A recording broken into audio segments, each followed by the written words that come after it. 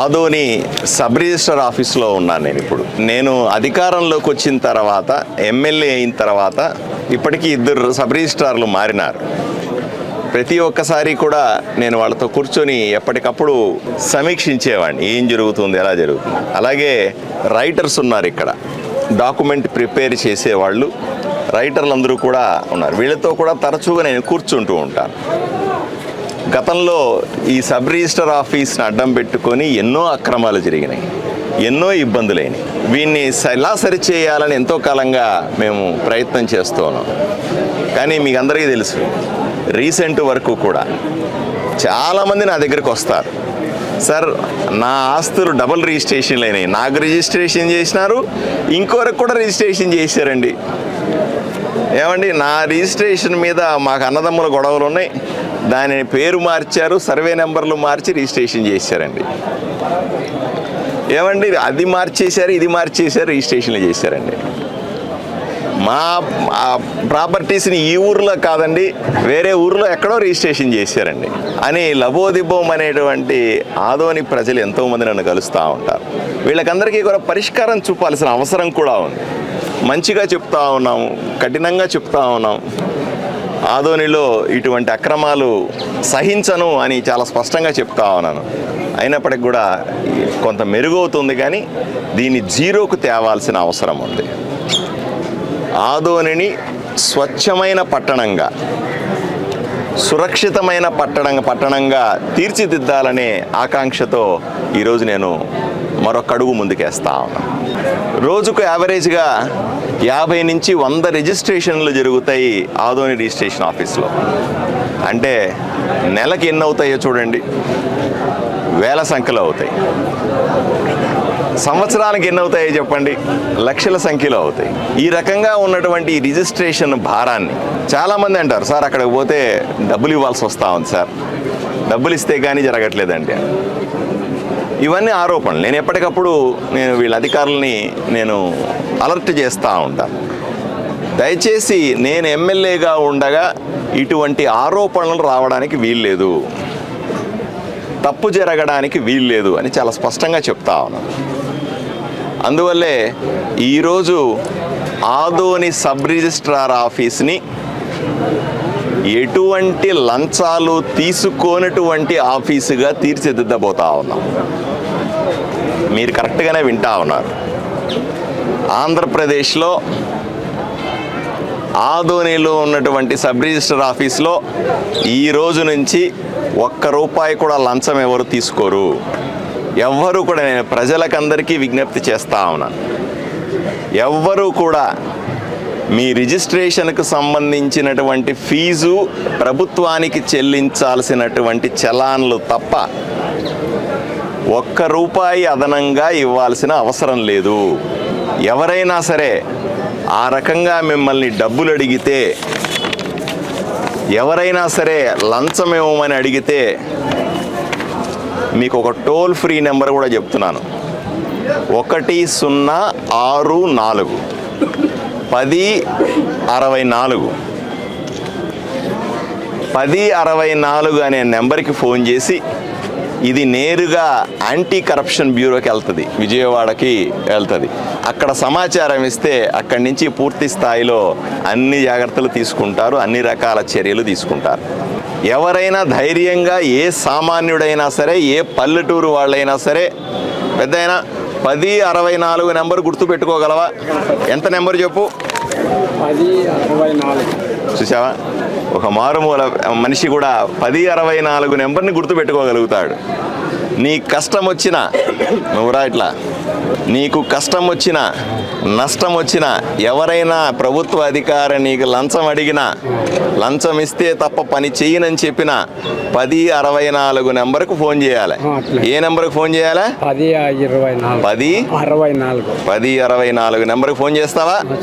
నీ మొబైల్ నుంచైనా, చిన్న మొబైల్ నుంచైనా, పెద్ద మొబైల్ నుంచైనా సరే, ఎక్కడి నుంచైనా సరే ఈ ఫోన్ ఎత్తుతారు, నీకు న్యాయం చేస్తారు. సరేనా? ఈ నెంబర్కు ఫోన్ చేసి, లేదా నాకు చెప్పండి, ఇక్కడ ఉన్నటువంటి ఎవరికైనా సరే చెప్పి మీ సమస్యల నుంచి బయటపడాల్సిందిగా నేను ప్రజలకు విజ్ఞప్తి చేస్తా ఉన్నాను. రెండవది, దయచేసి కొంత సమయం ఇవ్వండి. నేను సబ్ రిజిస్ట్రార్ గారితో కూర్చొని ఉన్నాను.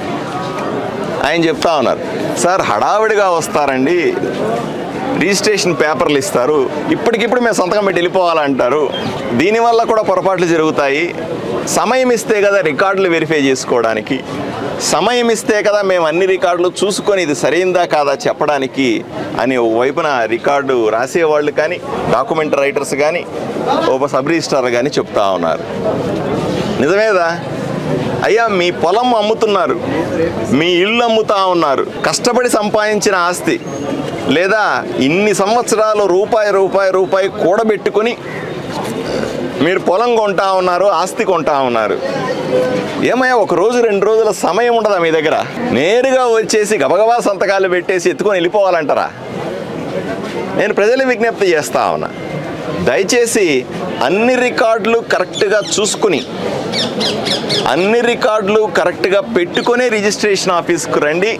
రిజిస్ట్రేషన్ ఆఫీసులో ఏదైనా తేడా అనిపించినా, రైటర్లకు సంబంధించినటువంటి ఏమైనా తేడా అనిపించినా జాగ్రత్తగా చూసుకొని 1-2 రోజులు ఉండి రిజిస్ట్రేషన్ చేసుకోవాల్సిందిగా విజ్ఞప్తి చేస్తాం.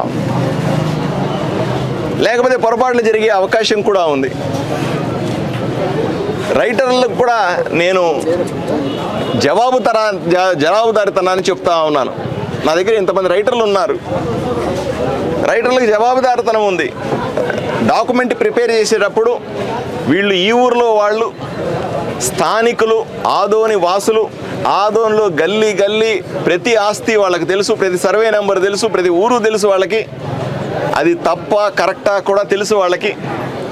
వాళ్ళకి ఏదైనా అనుమానం వచ్చినప్పుడు, ఆపినప్పుడు, లేదు ఈయన దగ్గర నుంచి తీసుకొని ఇంకోటి దగ్గర చేయించుకుంటాను, అట్లా ఒప్పుకోపడదు.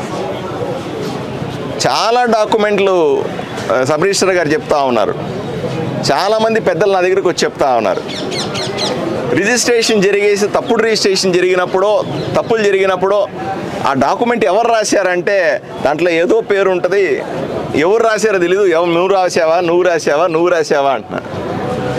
ఇది సరైన పద్ధతి కాదు. ఎవరు డాక్యుమెంట్ రైటరో, ఎవరు ఆ డాక్యుమెంట్ని తయారు చేశారో వాళ్ళదే పూర్తి బాధ్యత. వాళ్ళు కూడా దాన్ని జాగ్రత్తగా చూసుకోవాలి. వాళ్ళ దగ్గర అన్ని రికార్డులు లేకపోతే వాళ్ళు క్రాస్ చెక్ చేసుకోవచ్చు లోపలికి వెళ్ళిన తర్వాత అయినా సరే. తప్పనిసరిగా ఎవరైతే డాక్యుమెంట్ ప్రిపేర్ చేస్తున్నారో వాళ్ళ పేరు, phone number, address, Aadhaar card submit చేస్తేనే రిజిస్ట్రేషన్ అవుతుంది. ఇంకా అవన్నీ లేకుండా నేరుగా రిజిస్ట్రేషన్ చేయమంటే ఆదోని సబ్ రిజిస్టర్ ఆఫీస్లో చెయ్యరు. నేను డాక్యుమెంట్ రైటర్ అందరిని పెట్టుకొని చెప్తా ఉన్నా, దయచేసి పెద్దలందరూ అర్థం చేసుకోవాలి. జవాబుదారితనం, బాధ్యత లేకపోతే జరిగే తప్పులకు ఎవరు సమాధానం వహిస్తారు? ఇది కూడా సరైంది కాదు అని నేను చెప్తా ఉన్నా. మరి కొంతమంది చెప్తా ఉన్నారు, సార్ లంచం లోపల అడగట్లేదండి, వీళ్ళు అడగట్లేదండి, మధ్యలో దళారులు ఉంటారు అక్కడక్కడ ఆఫీస్ చుట్టూ, వాళ్ళు అడుగుతూ ఉన్నారు, వాళ్ళు డబ్బులు తీసుకుంటా ఉన్నారు. చట్టం స్పష్టంగా చెప్తా ఉన్నాను, సబ్ రిజిస్ట్రార్ ఆఫీసులో ఈ రోజు నుంచి ప్రభుత్వ ఉద్యోగులు తప్ప ప్రైవేటు వ్యక్తులు ఆఫీసులో ఉండడానికి వీల్లేదు. చాలా స్పష్టంగా చెప్తా ఉన్నాను. దళారులు ఉండడానికి వీల్లేదు. మధ్యవర్తులు మేము రిజిస్ట్రేషన్ చేయిస్తానంటే చేయించుకోవద్దు, తప్పు చేస్తారు. ఎట్టి పరిస్థితుల్లో ఆఫీసులో అధికారులు తప్ప మూడో వ్యక్తి కనపడటానికి వీల్లేదు అని నేను స్పష్టంగా వీళ్లకు చెబుతా ఉన్నాను. ప్రొహిబిటెడ్ ప్రాపర్టీస్ ఉంటాయి, అంటే నిషిద్ధ ఆస్తులు అంటారు వీటిల్ని. ప్రభుత్వం కానీ, ఫారెస్ట్ కానీ, ఇంకోటికి సంబంధించిన ఆస్తులు కానీ, లేదా దాంతోపాటుగా లిటిగేషన్లో ఉన్న ప్రాపర్టీసు, అంటే గొడవల్లో ఉన్నటువంటి ఆస్తుల రిజిస్ట్రేషన్లు చేయకూడదు అని స్పష్టంగా చట్టం చెబుతుంది. ఇది అందరికీ అందుబాటులో ఉంది. కోర్టు కేసుల్లో ఉన్న ప్రాపర్టీస్ కానీ, అభియోగాలు ఉన్న ప్రాపర్టీస్ కానీ, వీటిని దేన్ని కూడా ఎవరు కొనొద్దు అని నేను మిమ్మల్ని అందరినీ, ఆదోని ప్రజలకు అందరికీ కూడా నేను రిక్వెస్ట్ చేస్తా ఉన్నా. దేవాదాయ సంబంధించినటువంటి భూములు కూడా దయచేసి లిటిగేషన్లోకి ఎందుకు పోతారు? కష్టపడి సంపాదించిన ఆస్తిని, డబ్బులంతా కూడా ఎక్కడో గొడవల్లో ఉన్నటువంటి ఆస్తుల్లో ఎందుకు పెడతారు? వాడేదో మిమ్మల్ని మీకు అమ్మేస్తారు, వాడి దారి ఆడిపోతారు, మీరు తగులుకుంటారు, మళ్ళీ ఇబ్బంది పడతారు. ఇది కూడా మంచిది కాదు. అట్లాంటి కొనొద్దు అని ఆదోని ప్రజల్ని చాలా స్పష్టంగా చెప్తా ఉన్నా. ఎవరైనా కోర్టు గొడవలు, కోర్టు లిటిగేషన్ ఉంటే నేరుగా రండి, సబ్ రిజిస్ట్రార్ గారికి కోర్టు పేపర్లు చూపించండి. అది రిజిస్ట్రేషన్ కాకుండా ఆయన ఆపుతాడు. గొడవలన్నీ అయిన తర్వాత రిజిస్ట్రేషన్ చేసుకోవచ్చు, అర్జెంట్ ఏమీ లేదు. 2, 3, 4 రిజిస్ట్రేషన్లు చేసుకొని మీ డబ్బులన్నీ తగలబెట్టిన తర్వాత మళ్ళీ ఎక్కడికి పోతారు? ఎవరు మీకు సమాధానం చెప్తారు? దీని పట్ల కూడా సబ్ రిజిస్ట్రార్ గారు కానీ, అలాగే డాక్యుమెంట్ రైటర్లు కానీ, ప్రజలు కానీ అప్రమత్తంగా ఉండాలని నేను కోరుకుంటా ఉన్నాను. ఇంకొక విషయం కూడా చెప్తా ఉన్నారు. ఏమండి, ఇక్కడ రిజిస్ట్రేషన్ కాదు, ఇక్కడ డాక్యుమెంట్లు తప్పుగా ఉన్నాయనో, ఇక్కడ సరిగా లేదనో, ఇది రిజిస్ట్రేషన్ చేయడానికి వీలు లేదనేటువంటి ఆస్తుల్ని ఇక్కడ కాకుండా పక్కూరకు పోయి రిజిస్ట్రేషన్ చేసుకుంటున్నారండి. ఆదోనిలో భూముల్ని ఆదోనిలో రిజిస్ట్రేషన్ చేసుకోకుండా ఆలూరులోనో, కర్నూలులోనో, హిందూపూర్లో రిజిస్ట్రేషన్ చేస్తే ఎట్లా ఒప్పుకుంటాం మనం? అంటే ఎక్కడో పోయి ఇక్కడ కాకుండా ఇక్కడ రిజెక్ట్ అయినటువంటి ఆస్తుల్ని ఏదో ఊరిలోకి పోయి మాయమాటలు చెప్పి రిజిస్ట్రేషన్లు చేయించుకుంటే తీవ్రమైన అన్యాయం జరుగుతుంది ఆదోని ప్రజలకి. నేను సబ్ రిజిస్ట్రార్ గారు రిక్వెస్ట్ చేస్తూ ఉన్నా, డిస్ట్రిక్ట్ రిజిస్ట్రార్ కూడా నేను ఉత్తరం రాయబోతా ఉన్నా. ఆదోనిలో ఉన్న ప్రాపర్టీస్ని ఎక్కడ పడితే అక్కడ రిజిస్ట్రేషన్లు చేయొద్దు. రిజిస్ట్రేషన్లు చేసుకునేటప్పుడు మా సబ్ రిజిస్ట్రార్కి సమాచారం ఇవ్వండి. అన్ని డాక్యుమెంట్లు చూసి వెరిఫై చేసుకున్న తర్వాత అవి కరెక్ట్గా ఉన్నాయని తెలిస్తేనే రిజిస్ట్రేషన్కి అనుమతిస్తాము. లేకపోతే ఏదో దొంగ రికార్డు పెట్టుకొని ఈ ఊళ్ళో రిజిస్ట్రేషన్ కాకపోతే పక్కూరులో చేయించుకొని వచ్చేస్తే మనకు తెలియదు కూడా ఏం జరుగుతూ ఉందని. ఇది కూడా ఎనీవేర్ అనేటువంటి రిజిస్ట్రేషన్ని కంట్రోల్గా చేయమని అని చెప్తా ఉన్నారు. మూడోది, కొంతమంది బెదిరిస్తూ ఉన్నారండి అంటున్నారు మా డాక్యుమెంట్ రైటర్లు కానీ, సబ్ రిజిస్ట్రార్ గారు కానీ. ఏమండి, కొంతమంది మీడియా పేరు మీద మమ్మల్ని బెదిరిస్తూ ఉన్నారు. ఏమండి, మేము పలానా పార్టీల పేరు చెప్పి బెదిరిస్తూ ఉన్నారు, హోదాలను చూపెట్టి బెదిరిస్తూ ఉన్నారు అని చెప్తా ఉన్నారు. దయచేసి నేను అందరికీ మనవి చేస్తూ ఉన్నా, తప్పులుంటే ఎత్తి చూపండి, ఎటువంటి అనుమానం లేదు. కానీ దయచేసి ఈ రకమైనటువంటి అభియోగాలు తీసుకోవద్దని నేను మీకు అందరికీ కూడా నేను సలహా ఇస్తా ఉన్నాను. దాంతోపాటుగా ఈరోజు నుంచి సబ్ రిజిస్ట్రార్ గారు కానీ, రైటర్లు కానీ, ఇక్కడ దానికి అనుబంధంగా పనిచేసే వాళ్ళందరినీ కూడా బాధ్యుల్ని చేస్తాం. ఏ చిన్న పొరపాటు జరిగినా ఆదోనిలో ఒప్పుకోను. మీరు సరిగ్గానే ఉంటా ఉన్నారు. ఏ చిన్న పొరపాటు జరిగినా ఆస్తుల విషయంలో కానీ, సర్వే నెంబర్ల విషయంలో కానీ, లిటిగేషన్లో ఉన్న ఆస్తులు 10 మందికి అమ్మేయచ్చులే అనే విషయంలో కానీ, వాడి ఆస్తి మనం ఏదో రకంగా రాయించుకోవచ్చులే అనే విషయంలో కానీ, ఏది జరిగినా ఒప్పుకోను కాక ఒప్పుకోను.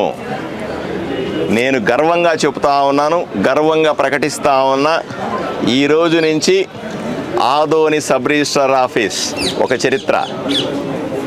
ఈరోజు నుంచి ఆదోని సబ్ రిజిస్ట్రార్ ఆఫీస్లో ₹1 ఎవరికి లంచం ఇవ్వాల్సిన పని లేదు.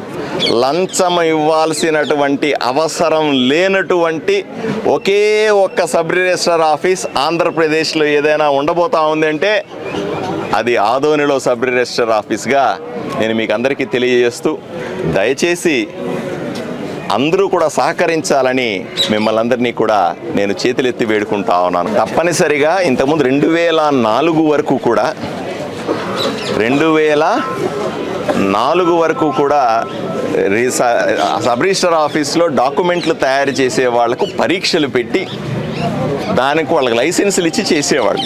2004 తర్వాత ఆ పద్ధతి పోయింది. ఎవరు బట్టిగా వాళ్ళు రిజిస్ట్రేషన్లు రాయడం మొదలుపెట్టారు. వీళ్ళ పేర్లు వాడుకుంటూ ఉండొచ్చు కూడా.